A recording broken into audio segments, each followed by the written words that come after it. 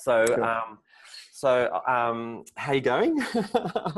Even though we're Very chatting, well, thank you. that's Then, good. I yeah, just for like having you. me here, Rob.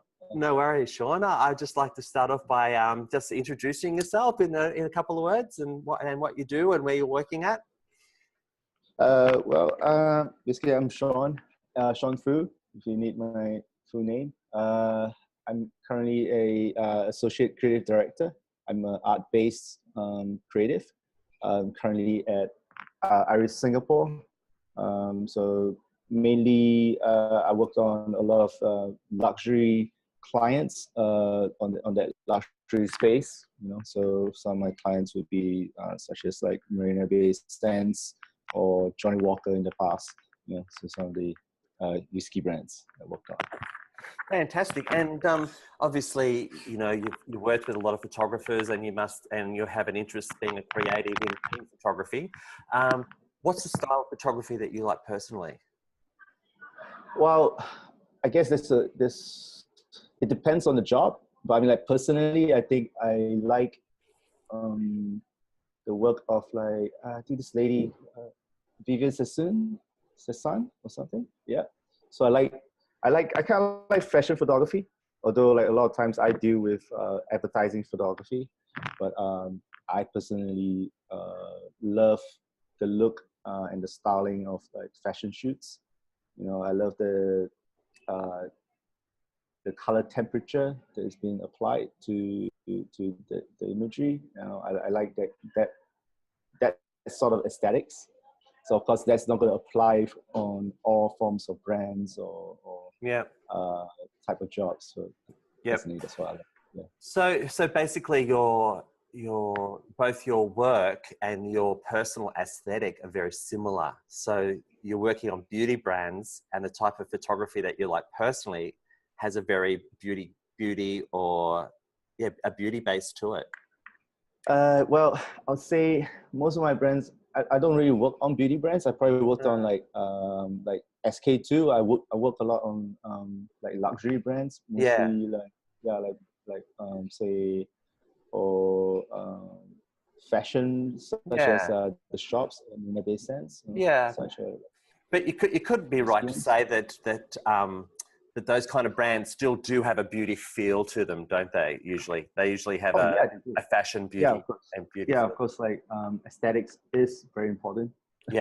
Yeah, absolutely. And tell us about a job that you've done recently that you really enjoyed yourself and you thought you got an amazing result.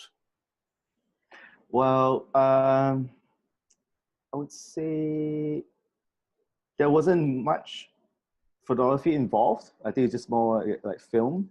Okay. I think I did quite a number of film for Marina Bay Sands. But I think like what I enjoyed about it was the technique that we use. We use like a Milo rig, just like pulling the camera, like doing a spin, and then kind of like doing pose and just kind of like makes a scene flip like 360 all around the frames. So that was very nice. I will share it with you. So what I love about it was the lighting, the scene, the mise en scène, everything very beautifully lit. And also the technical part of the shoot was very enjoyable. Was fun working on it, and it's just filled me a lot more knowledge and experience. So that was very lovely. Now I've spoken. This is a little bit of a question just on what we're talking about. I've spoken to a few of the creatives, and they've mentioned this move away from print and stills into a more the moving image. How are you finding? Are you finding that a lot of the higher end photographers are moving into that directorial kind of role, where they're working and directing both the moving image and the still image as well? Yeah, I think definitely for sure, because I think with the invasion of the mobile phone and like this thing's getting like more and more powerful. I think almost everyone thinks that they are a photographer. With the likes of like whether that's right or wrong, but but I think and with social media, pervading into or invading our world. You know, Yeah. we can't run away from it, and No. it's just gonna be, yeah. And lots of brands are just the video format in itself, it's much more consumed than like any other on the mobile. So that's, I think you're right to say, and I think a lot of my peers in the industry would agree as well. Is that definitely that shift. And we also see that in like traditional photographers also moving to moving images and taking on like directorial roles. And I think I personally think it's great, you know, because I've seen like directors who's got a photographic like background, having a really good eye and sense and control of like light, you know, so they because they already have that strong base. So you know, so I think that's great, you know, to have, you know, and obviously I think it's just moving on from directing like a still shot to moving, I think like it's still kind of like you still draw upon the same sort of wealth of knowledge that you gained before, right? It's like just how do you bring out that emotion in your talent, you know, regardless whether it's still all moving. So. Yeah, it's sort of what you're saying is it feels like it's a natural sort of evolution, like as the technology kind of evolves, then the talent evolves with it. Yes, I would think so, you know. Of course, it's not saying that there's no need for still imagery. There still is, you know, like for example, not every single image on the internet is, you know, a video. You know, there'll be like editorials, there'll be like, you know, articles that you read, you know, and also I think there's still a romance to print.